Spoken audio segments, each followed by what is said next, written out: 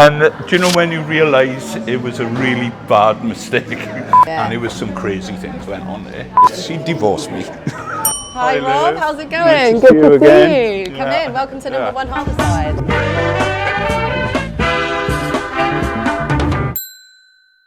Let's have a little taste.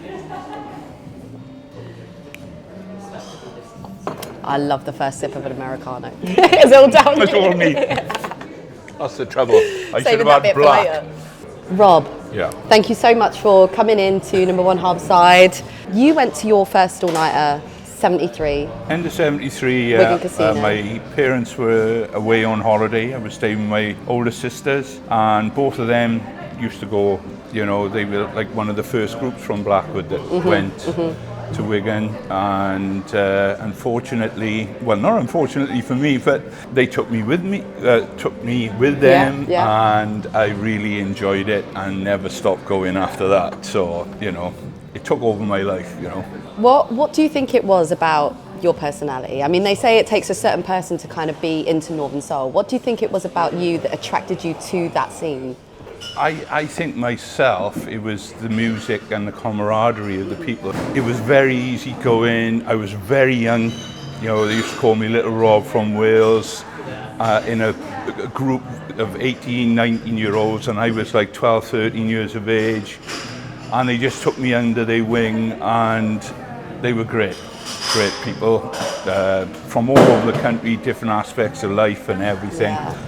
But the music was first and foremost. And dancing, and yeah. So were you much of a dancer back in the day? I always danced. Yeah? All night, yeah. I'm paying for it now. But yeah. Was there a certain genre that you loved to dance to? I used to cross over between the two rooms, like you had Mr. M's, and was playing all the 60s, like R&B, really fast dancing stuff. And then downstairs you had the modern DJs. You know, I can always remember him playing on Broadway. George Benson, downstairs in Wigan. This is the thing, you know, people tend to forget. George Benson, just out record, playing it in Wigan for like 3 or 4 months. It was the top record, it was brilliant. And that's the crossover, you know. And I think a lot of people forget about that.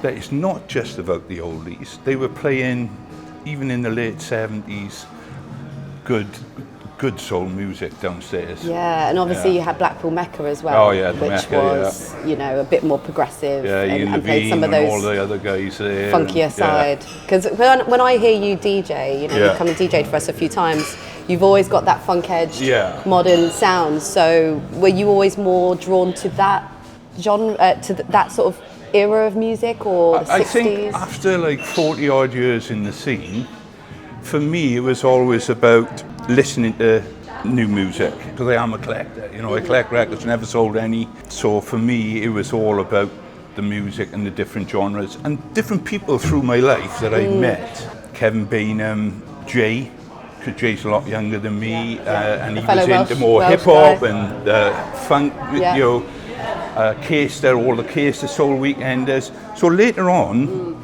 I started listening to more and more stuff and collecting, you know. So I do love right across the board. So you've gone through the entire journey. Yeah. The sort of classics. Still got all my oldies. Yeah. Still got all, you know, the 70s, 80s stuff. Yeah, and still collecting. Do you have any guilty pleasures that you still like?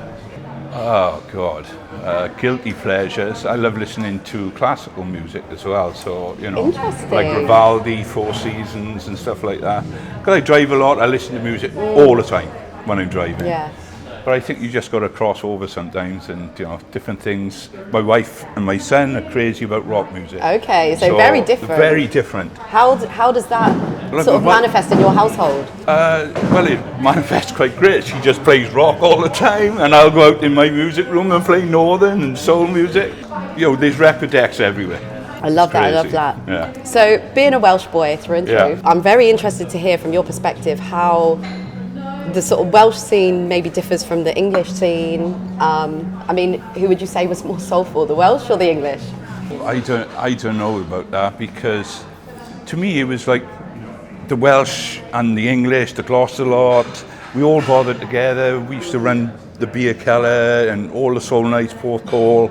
And you'd have everyone from all over, from Newbury, from all over the country coming to the Welsh nights, and we'd go to their nights. So camaraderie, I think obviously it's a bigger scene in England, but we in Wales, in certain towns in Wales, have got a really good, strong following of soul music. Would you say that you guys have more fun? I would say yes. Yeah. Did you ever do Yate? Yeah. Did you? Done everything. Okay, interesting. Yeah, you know, Sterling Sweet, Stars and Stripes when they started, because it was a lot smaller. Yeah. It was more, how can I explain, more friendly then. Okay. You understand? It was like small groups of people regularly from South Wales, Gloucester, Newbury, all over the country, but it was such a smaller venue, and you know, Dave Everson and all those great DJs that played there, and it was brilliant. Yeah. And it was some crazy things went on there. Oh God, give us an example. You can't say that and then not give us an example. Like Martin Pearman from Newbury dancing on the floor in a dress with a mop and bucket and stuff. You know, it was just crazy days. Absolutely mental, but yeah. So you've been a huge collector since pretty much day one, since you've been into No.1 Soul. You've loved collecting the records. So I love asking this question. What was there ever a time where you've had to choose between buying a record and something else? And if so, what was it? I love buying records, don't get me wrong, but you've got to remember the other stuff. And if my wife knew what my record collection was worth, she'd divorce me.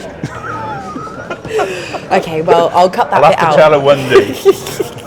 So are there any other quirky items that you collect? Yeah, I collect antiques, military. For me, it's, you know, music clothes, right? Military clothes, you know, form most of fashion. Yeah. If you really strip it apart, everything that was military has been brought up, you know, military workwear and stuff like that is really popular now, and I think it always has been. So I love fashion. I have to say, like, you're always looking very, very stylish. Yeah, so, you know, but yeah, records are my favourite. Have you had any hairy moments whilst looking for records? You know, sort of. Oh God, yeah, Baltimore. What happened in Baltimore? I was with Kevin Dewar, and we pulled up two white guys in a hired car in a really lost totally in Baltimore. Pulled up at traffic lights, and I wound down the window to ask somebody where to go. And do you know when you realise it was a really bad mistake? And luckily enough, the lights changed just in time. Yeah. Oh my God. And funnily enough, the guy I went with, Kevin, he rang me. It must have been about a year ago, and he said, "Oh, you've still got that Tomorrow's People album?" Because it was up on eBay for like $3,000. And I said, "Why do you want to know that?" Because I've seen the same advert as he had. So, yeah, just check it. It's always like that in records, isn't it? I think Discogs is much safer. Yeah, it's very expensive. Everybody knows, you know, all the fun of going to places in America now to buy, even Sweden. All the fun's gone because the first thing they do is pick the album up, go on to John Manship's list or something like that, or on the internet. What did it sell for last? You can't go in and just pick those albums off the wall, $20, $15 anymore. Yeah, no, it's very different now. It is, yeah. Very expensive game to be in. But I guess it's great if you started early enough like yourself, you know. Yeah. I suppose it's great if you want to sell them. Yeah. Somebody will benefit from it one day. But where do you see the future of record sales going? You know, still great stuff being pressed. I know a lot of people say you've got to have everything on the original, but if it didn't come out on the original, and you know, or these people are bringing out records and people can afford to buy them and enjoy them, that's all it's about for me. You know, seeing people on the dance floor enjoying it. Not all of them, when they're on that floor dancing to that record, will go up and say, "Is that on the original?" You know? Absolutely. Cheers to that. Yeah. Cheers to that. No probs. Well, I think that pretty much wraps it up. Thank you so much for coming and chatting to me. I hope you've enjoyed your cuppa. Bit of a surprise when I got the phone call. Yeah. Well, I hope you enjoyed it. It's been absolutely lovely. It's been a pleasure. Yeah. Thank you so much. Rob Anthony, see you on the next episode of CuppaSoul.